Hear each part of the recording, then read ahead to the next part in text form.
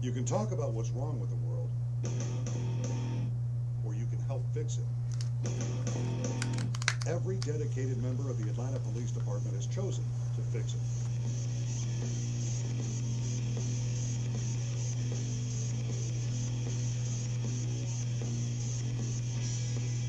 From the first day of training, the commitment to change the world is there.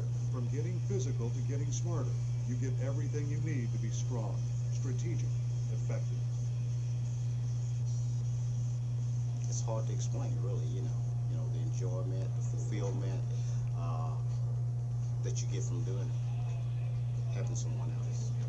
As one of the largest police departments in the South, Atlanta Police give you the incredible opportunities to apply your natural talents and knowledge. Whatever kind of assignment interests you, from forgery, cyber crimes and homicide to burglary, auto theft, there's a place for you here in Atlanta.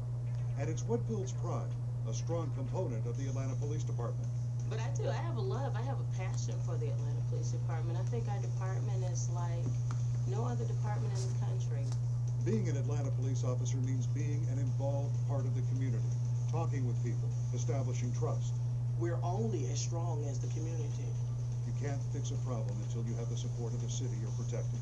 A unique example of that is the Police Foundation, a private organization that secures additional funding for the department's needs. I just see it as a great win-win for the police department. I see it as a win for our community. Making a difference is easier when there's diversity. People you work with, the population you serve, and the many areas of opportunity in the department. This is a very exciting time to be an Atlanta police officer. We're a very progressive department, and every aspect of law enforcement is available to you. Choose from field ops, investigations, general patrol, or the task force, or any number of areas. All give you what it takes to be a great police officer with even greater rewards. My officers go out each and every day wearing that badge proudly to represent every neighborhood, all walks of life, tourists, people that work here, people that visit here, and letting people know that we're here for winners. We're here to keep them safe. We're going to make Atlanta the greatest and the safest city in America. One of the best things about being in the Atlanta Police Department is Atlanta.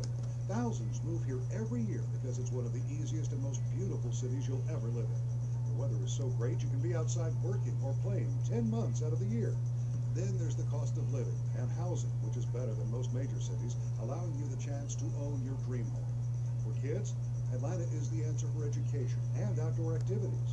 And for grown-ups, Atlanta is filled with cultural, athletic, and social things to do 12 months of the year. Wherever you live and whatever you like to do, it'll feel good to call Atlanta home. Your decision to become a member of the Atlanta Police Department will be the smartest move you ever made for your career and for your family. Your most important and gratifying police work is yet to come in the Atlanta Police Department. Answer the call. Hey guys, welcome to our presentation. We are going to start here. We started with a little YouTube video. We believed that it kind of showed what exactly the Atlanta Police Department is about. I love the enthusiasm and everything else they have going. We're now going to dive into a little bit more specifics with the Atlanta Police Department, and here this group is presented by Ali, Valerie, Ari, Katina, and Loretta. Hope you enjoy. The history of the Atlanta Police Department.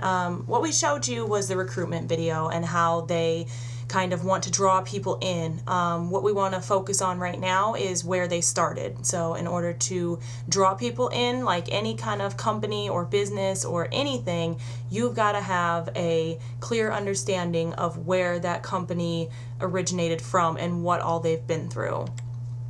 A timeline here. We started in 1837. The surveyor marks future sites of Atlanta. 1844, Antonia was the last name unknown. The last name was unknown. Was the first marshal of Marthasville. 1853 was the first night police was elected. By 1858, the first police force increased to 20 officers. Now, it doesn't sound like a lot, but back then that was huge. Obviously, like we've talked about with technology and other things in class, we know that technology was a huge factor as to what could get people into the community, how we could get people out, how we could get people safer faster, and all those kind of great things. But in 1858, it's obvious that there wasn't a lot of inventions and as far as that kind of stuff goes. So 20 officers in the city of Atlanta was a pretty big deal. By 1864, Sherman ordered the burning of Atlanta. By 1873, the first Board of Police Commissioners met. Thomas Jones was the first police chief. By 1885, the first detective bureau was created, and this consisted of 1 captain, 1 sergeant, 8 detectives, and Chief Conley called for strong measures to juvenile crime. Juvenile crime, I think, is really important to Atlanta. Being an urban city, a lot of crime originates from juvenile delinquents. So starting that early, trying to control and contain and help the juveniles was a step in the right direction. 1896, the detective unit used the Bertillon system to identify skeletal remains for the first time. 1918, the first 2 policewomen were appointed. In 1948, the first African American officers went on duty. In 1962, African American officers were authorized to arrest whites who were engaged in criminal activity. Now, when we really stop to think about this, by 1948, we had officers. However, it took, almost 20 years for African Americans to be able to arrest whites who were engaged in criminal activity. Before, that wasn't even an option. So that's a very standing trademark for the history of the APD. In 1966, Summerhill riot breaks out. In 1969, there's several charges of police brutality, forced a change in supervision techniques and personnel in detention areas. From 1976 to 1982, hiring and promotion freeze due to equal opportunity litigation. By 1995, there was an increase in initiatives for community policing, Community Policing Atlanta, which established and expanded the juvenile section, domestic violence unit, and gang and gun task force. In 1998, Atlanta's first Citizen Police Academy was established. It was established to allow citizens to see how the department operated on a daily basis and allow citizens to offer feedback as to how the department could improve and enhance community relations. In 2010, Atlanta police officers undergo the LGBT, which stands for lesbian, gay, bisexual, and transgender training. This training was focused on helping officers conduct themselves in a manner that protects the rights of all citizens. The Atlanta Police Department mission, vision, and goals. Here is a picture of the Chief of Police, George Turner. The mission for the APD is partnership, community-based effort to reduce crime and improve quality of life. In a video we're going to view later, it will explain just how far their dedication goes to their community.